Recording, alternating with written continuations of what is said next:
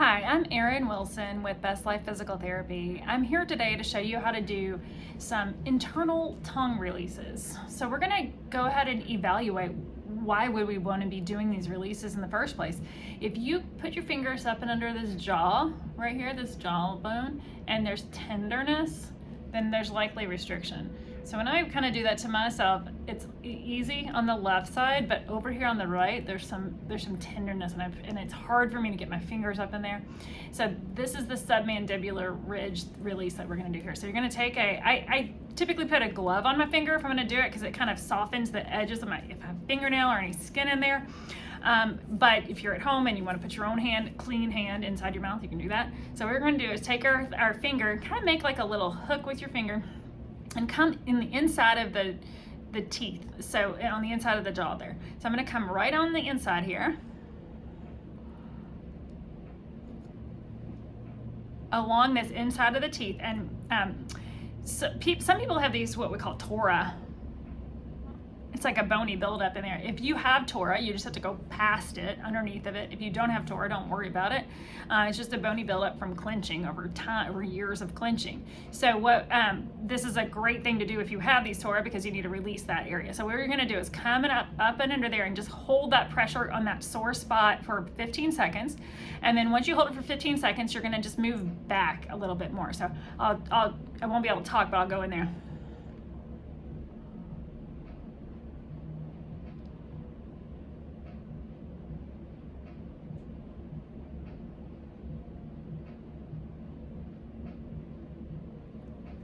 Put your finger in there for 15 seconds and it hurts. It's not comfortable, but afterward you can go back in and reassess and it should feel a little bit better. It is actually a little bit less tender in that spot. So now we're gonna move on back. So there's just like a finger's width we worked on, so we're gonna move back a little bit.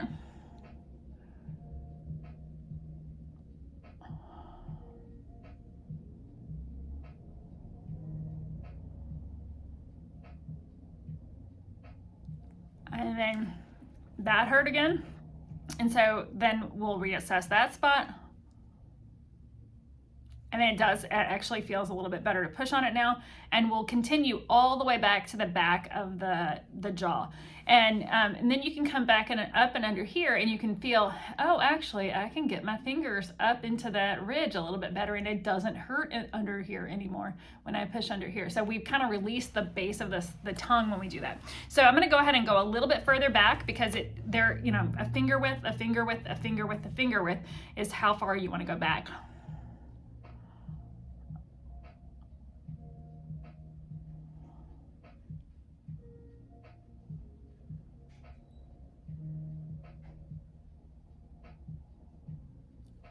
And I can't tell you anything else besides it just hurts. And it feels like I am putting my fingernail into the tissue, and it's not. It's just the tightness of the tissue is what it feels like. Yeah, there's still a pretty tender spot in there for me. So I would go ahead and spend a little bit more time in there until that spot is really not that tender. Now, when you get all the way to the back of the ridge there is a little, it goes from being kind of a bony feel to being kind of more like a squishy feel, and that tissue is going to feel a little gaggy, and that is a tissue innervated by the vagus nerve. So it's really important to get back into that tissue.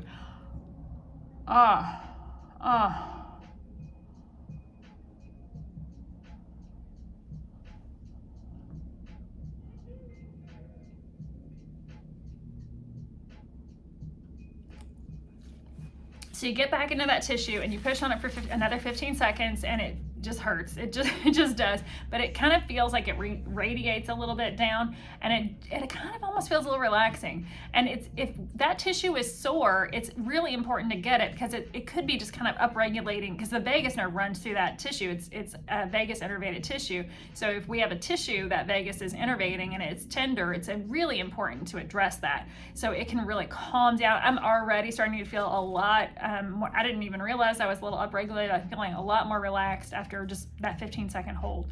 So after, kind of moving all along the submandibular ridge, all the way back to that squishy tissue in the back where it makes me feel a little gaggy, Then I'm going to take my tongue and I'm going to stick it forward like this. I'm going to take my fingers on each side of my tongue in the frenulum.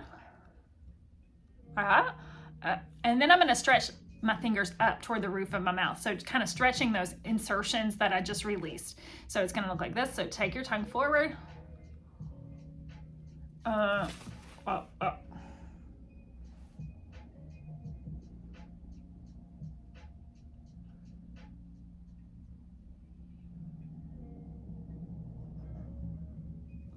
That was a 15-second stretch. And then I'll take my fingers back in the same spot, and now I'm gonna just stretch it over to the left because I've been releasing the right side, so I wanna stretch that to the left.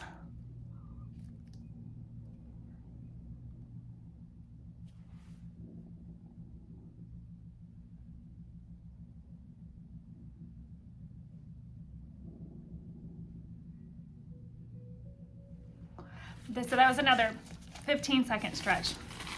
So I stretched upward and then I stretched over. Okay, so now we're gonna look at this sore spot back here. So if you have a spot right here in your neck that is sore, right there in your sore, that's a tongue muscle. So what we're gonna do is we're gonna take our paper towel and just rip it, make a smaller piece.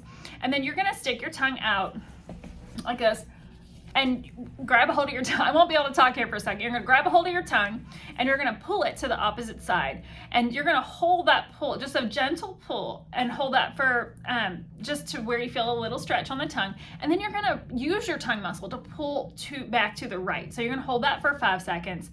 And we're gonna do 5 of these stretches. So we're gonna pull the tongue over to stretch, pre-stretch, and then resist for 5 seconds, and then allow it to stretch a little bit further to the left for 5 seconds or so. So let's go ahead and do that together. So stick your tongue out.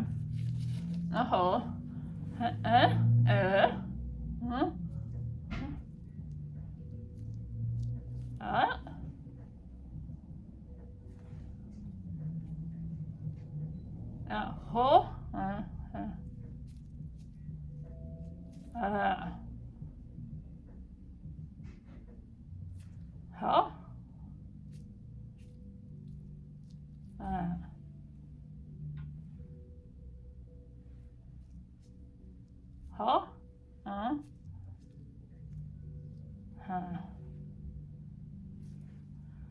Hold.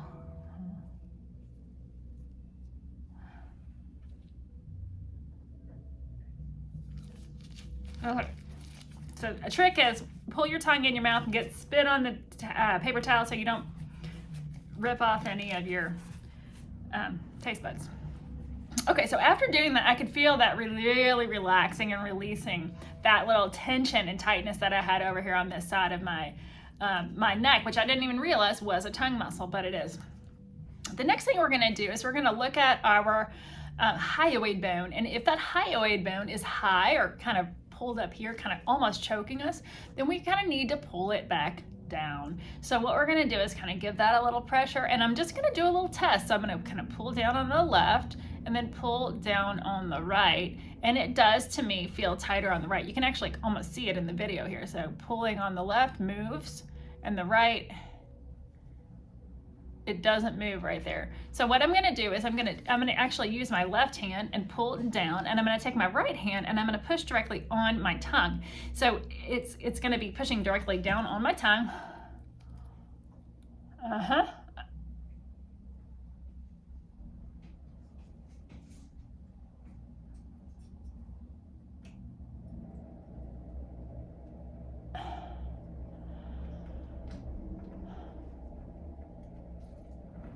And that was a 15-second stretch. So I'm gonna go ahead and reassess. So I pulled down on the hyoid bone and push down on the tongue at the same time. So this is the geniohyoid muscle that we're working on here. So we're gonna go ahead and reassess. There's the left one, right one, and we have a little bit of restored mobility there. Now we can actually do the same thing with the center of the hyoid.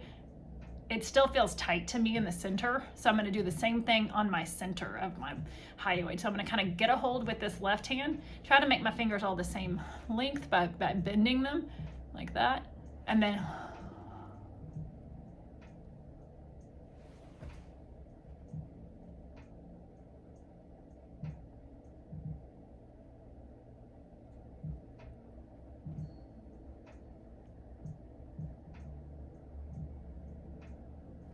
Good. And so what I did there was I kind of pushed a little bit harder. As I was pulling this, I kind of pushed a little bit harder and allowed that to help it come down. And so the next thing I would do if you were in my office with me is I would go ahead and evaluate how these pharyngeal constrictors are moving on the sides of the throat. And sometimes you can kind of feel a restriction in one side or the other. It's interesting because I can feel the right side moving, but now the left side is actually a little restricted. So you see this right side moving and the left side's like, no, not gonna move. So I would just sit there and hold that down in a downward position for 15 seconds. So all of these are about 15 seconds, and none of them are very comfortable, but they're so relaxing. You feel so much better afterwards. Hopefully we can sleep a little bit better. One of the things I would recommend after doing this is some exercises. So we have two options for exercises. One is to just stick your tongue out and then pull it back in and do that 5 times, 5 seconds each. Then we can stick our tongue out and up. Might feel that stretch a little bit lower down here. 5 seconds, 5 times. And then there's the tongue and cheek exercise. That direction will stretch this way, and this one will stretch over here. Actually, when I did that way, I could tell, oh, I might need to release that left side because it's a little tight. So tongue and cheek is great, and you can use tongue and cheek anytime you feel tightness right there. You could go and then just feel that tension relax. So each side, 5 seconds, 5 times. And then I like to do this exercise where you put the tongue on the roof of the mouth, pull it straight back, and then do vowel sounds. So we're gonna pull all the way back to the back of the throat.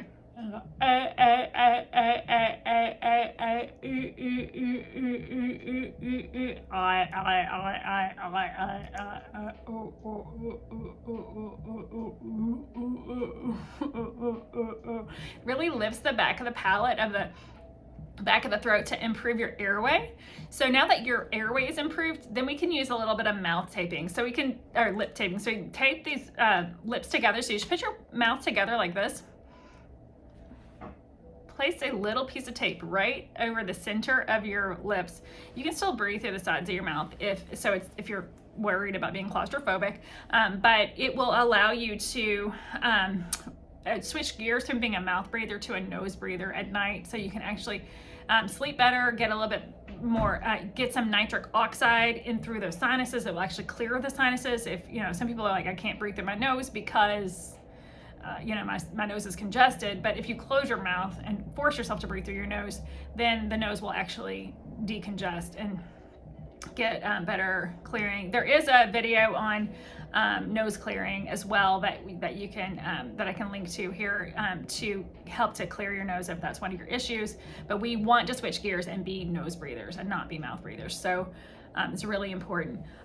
So that is the myofunctional. Those are the myofunctional exercises, but they go hand in hand with those releases. So those are some of the releases that I'd like you to be doing at home and to be using for your to follow up the treatment that we've started here.